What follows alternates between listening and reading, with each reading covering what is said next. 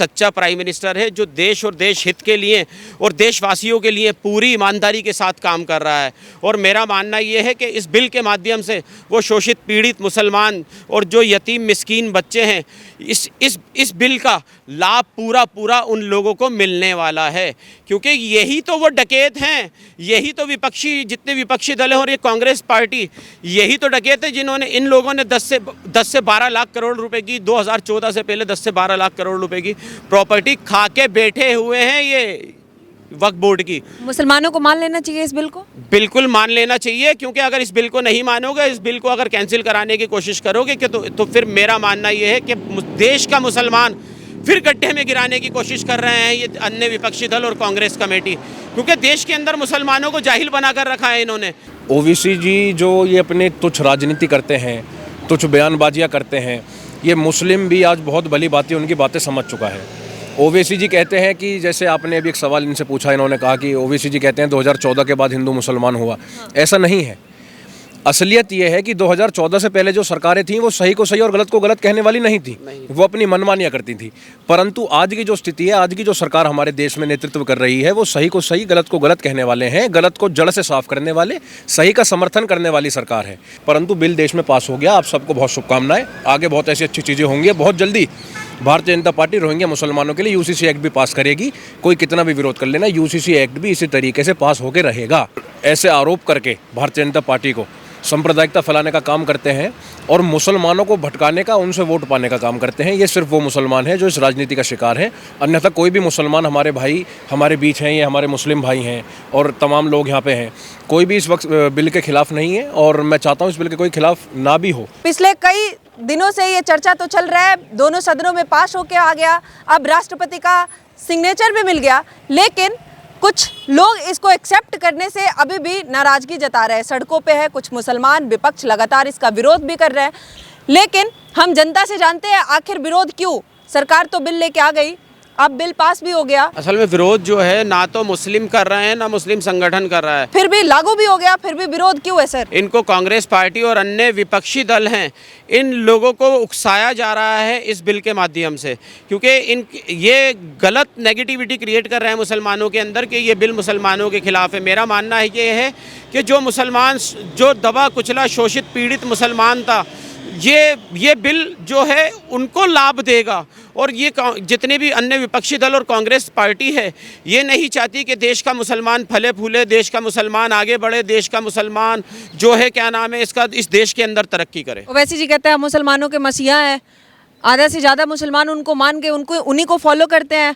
आप कह रहे हैं ये असल में मुसलमान ओवैसी जी को फॉलो नहीं करते। जो ओवैसी साहब जैसी मानसिकता रखते हैं वही मुसलमान ओवैसी जी को पसंद करते हैं, क्योंकि ओवैसी जी कभी भी, मैंने देश के अंदर मैंने 10, 15, 20 साल से मैं देख रहा हूँ, उनके स्पीच इंटरव्यूज़ देखता रहता हूँ। यार क्या नाम है, असदुद्दीन ओवैसी साहब, हद होती है आपसे। आपने हिंदू मुस्लिम के बीच आज तक 20-30 साल से एक दीवार बना के खड़ी की हुई है। हिंदू मुस्लिम के बीच एक तासुब का जहर घोलकर खड़ा किया हुआ है आपने। यार कभी तो आप मेरे गैर ईमान वालों को, मेरे हिंदू भाइयों को एक प्यार का पैगाम तो देकर देखो यार। बड़ी भोली कौम है ये, इनसे प्यार से कोई बोले तो ये जान देने के लिए तैयार हो जाते हैं। ये नफ़रत का जहर, इस तरह से नफ़रत का जहर मत घोलो, इस देश को बर्बाद करने की कोशिश मत करो। मेरे हाथ जोड़कर अपील है असदुद्दीन ओवैसी साहब आपसे। वो कहते हैं 2014 के बाद ये सारा नफरत आया है। 2014 से पहले सब मिल के रहते थे, एक साथ एक देश में रहते थे, कभी ये भेदभाव नहीं क्रिएट हुआ। लेकिन उसके बाद ये जब से मोदी जी की सरकार आई है, सबके मन में, सबके दिमाग में ये भेदभाव डाल के रख दिए हैं।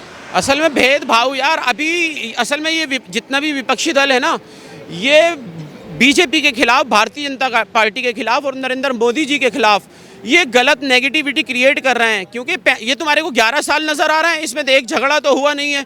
पिछले 65 साल के अंदर अगर उठा के देखोगे आप, उठाकर देखोगे इस देश की स्टोरी उठाकर देखोगे, 1947 से लेकर 2014 तक 55,000 हिंदू मुस्लिम राइट हैं, जिसमें 8,000 राइट्स बड़े राइट हैं।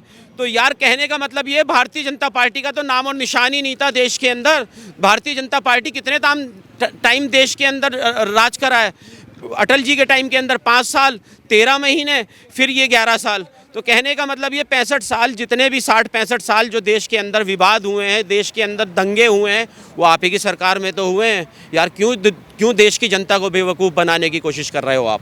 मुसलमान एक्सेप्ट क्यों नहीं कर रहे इस बिल को? अरे मैं आपसे कितनी बार बोलूं यार, वो 5 से 10% मुसलमान हैं सिर्फ जो इस बिल को एक्सेप्ट नहीं कर रहे हैं। वो भी विपक्ष के जो है ना, वो क्या नाम है, उकसाए हुए मुसलमान हैं वो, नहीं तो 90% मुसलमान इस बिल को एक्सेप्ट कर रहे हैं। कह रहे हम लागू ही नहीं होने देंगे।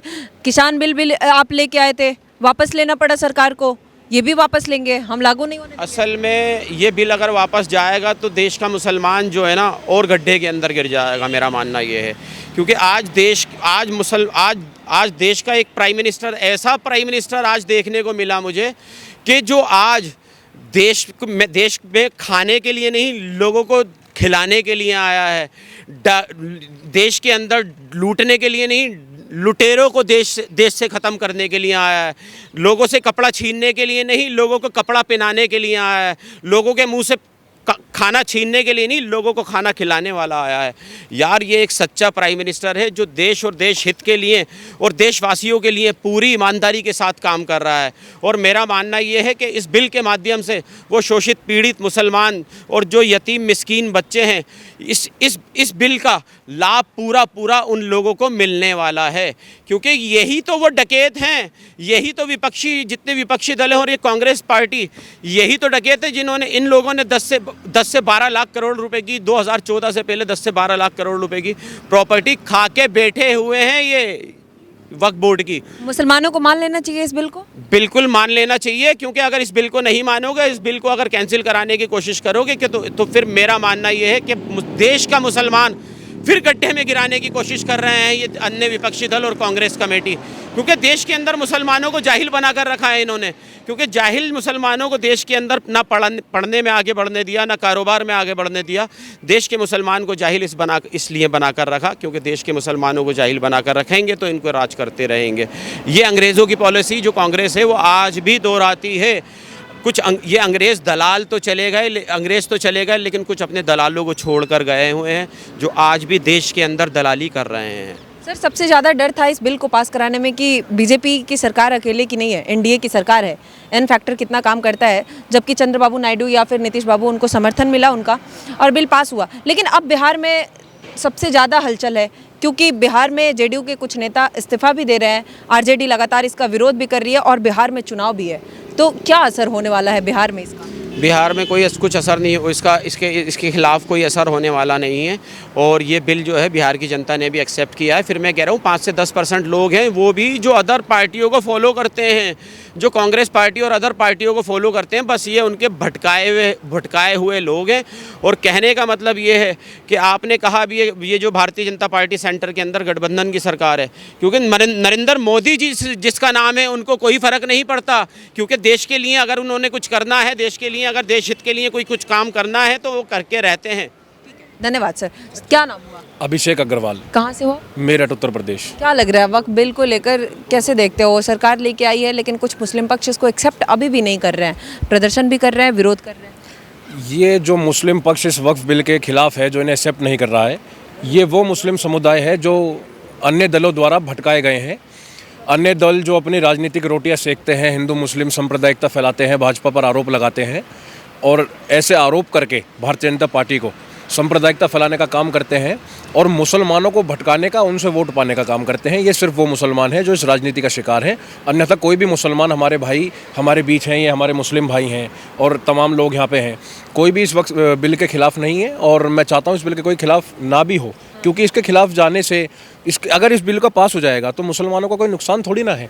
आप देखिए, ये बिल पास हो चुका, लोकसभा, राज्यसभा और द्रौपदी मुर्मू जी ने भी इसको ग्रीन सिग्नल दिया। ये बिल पास हो चुका। इस बिल के पास होने से कोई नुकसान थोड़ी ना है, कोई मुसलमानों के घर थोड़ी जा रहे हैं। परंतु जो अवैध कब्जे हैं, इन बड़े नेताओं ने जो राजनीतिक रोटी सेक के अपने प्रॉपर्टीज़ कब्जा रखी हैं, हज़ारों करोड़ रुपए के मालिक बनने बैठे हैं। नेता कौन होता है? नेतृत्व करने वाले को नेता कहा जाता है, जनता की सेवा करने वाले को नेता कहा जाता है, बल्कि किसी राजा को नेता थोड़ी कहा जाता है। ये राजनीति की जो परिभाषा बदलने वाले लोग हैं, इन लोगों का नुकसान है। इस वजह से ये इसके खिलाफ विरोध कर रहे हैं और इसमें बिल्कुल भी सक्षम नहीं होंगे। अब तो बिल पास हो गया ना, विरोध करने से क्या फ़ायदा। लेकिन ओवैसी जी कह रहे हैं मुसलमानों के गर्दन पे तलवार है, बिल को एक्सेप्ट नहीं करेंगे। किसान बिल लेके आए थे, आपको वापस लेना पड़ा, अब फिर से मुसलमानों के लिए आप ऐसे बिल लेके आओगे, हम एक्सेप्ट ही नहीं करेंगे। ओवैसी जी जो ये अपने तुच्छ राजनीति करते हैं, तुच्छ बयानबाजियाँ करते हैं, ये मुस्लिम भी आज बहुत भली भांति उनकी बातें समझ चुका है। ओवैसी जी कहते हैं कि जैसे आपने अभी एक सवाल इनसे पूछा, इन्होंने कहा कि ओवैसी जी कहते हैं 2014 के बाद हिंदू मुसलमान हुआ। ऐसा नहीं है। असलियत ये है कि 2014 से पहले जो सरकारें थीं वो सही को सही और गलत को गलत कहने वाली नहीं थी, वो अपनी मनमानियाँ करती थी। परंतु आज की जो स्थिति है, आज की जो सरकार हमारे देश में नेतृत्व कर रही है, वो सही को सही गलत को गलत कहने वाले हैं, गलत को जड़ से साफ करने वाले, सही का समर्थन करने वाली सरकार है। तो जिन लोगों को इनसे पीड़ा है, अच्छा लोग कहते हैं कि व्यापार नहीं रहा, मैं अब छोटी सी बात ऐड करता हूँ, ये वो कौन लोग कहते हैं? ये वो आप और हम सब व्यापारी हैं, हमारे व्यापार अच्छे चल रहे हैं, ऊपर वाले की कृपा है। ये वो लोग कहते हैं जिनके व्यापार थे लूट, गुंडागर्दी, किडनैपिंग, ऐसे गुंडे बदमाश जो इस पार्टी भारतीय जनता पार्टी की सरकार ने क्राइम ख़त्म करा, और उस क्राइम के जरिए चलने वाले व्यापार जो ख़त्म हुए, वो लोग कहते हैं व्यापार नहीं है। ऐसे तमाम मुद्दे हैं, मैं आपको जितने चाहेंगे उतने मुद्दे गिनवा दूंगा। परंतु ये सब गलत बातें हैं। ओवैसी जी गलत बयानबाजी कर रहे हैं। मुस्लिम भी बहुत अच्छे से समझ चुका है। वो तो कहानी क्या है, कुछ मुस्लिम समाज है वो दबा हुआ है, थोड़े से अनएजुकेटेड हैं और कुछ बिलो पॉवर्टी लेवल हैं, तो इस कारण उन्हें अपनी रोज़ी रोटी कमाई से ही फुर्सत नहीं है, तो वो इधर ध्यान नहीं देंगे। तो इस वजह से जो उनसे कहलवाया जाता है वो कह देते हैं। परंतु बिल देश में पास हो गया। आप सबको बहुत शुभकामनाएं। आगे बहुत ऐसी अच्छी चीज़ें होंगी। बहुत जल्दी भारतीय जनता पार्टी रोहिंग्या मुसलमानों के लिए यूसीसी एक्ट भी पास करेगी। कोई कितना भी विरोध कर लेना, यूसीसी एक्ट भी इसी तरीके से पास होकर रहेगा। भारत माता क्या फ़ायदा होगा इससे, मुसलमानों को क्या फ़ायदा होगा? अब बीजेपी क्या बदल देगी उनकी दिन दशा? मुसलमानों को ये फ़ायदा होगा कि वो जिस तरीके से भ्रमित हैं, बेवकूफ़ बने हुए हैं, उनके वोट पालिए जाते हैं अन्य दलों द्वारा, परंतु उनके काम नहीं होते, वो फ़ायदा होगा। मुसलमान अपना जो मत है उसका सही अधिकार अपना सही जगह वो डालेंगे, और उसके बाद मुस्लिम, अब देखिए ना, मुस्लिमों के हित में कितने कार्य हो रहे हैं, मुस्लिमों के हक में कितने कार्य हो रहे हैं। आप देखिए, कोई भी खिलाफत का कार्य आप मुझे गिनवा दीजिए, नहीं होगा। सारे कार्य हक में ही हैं।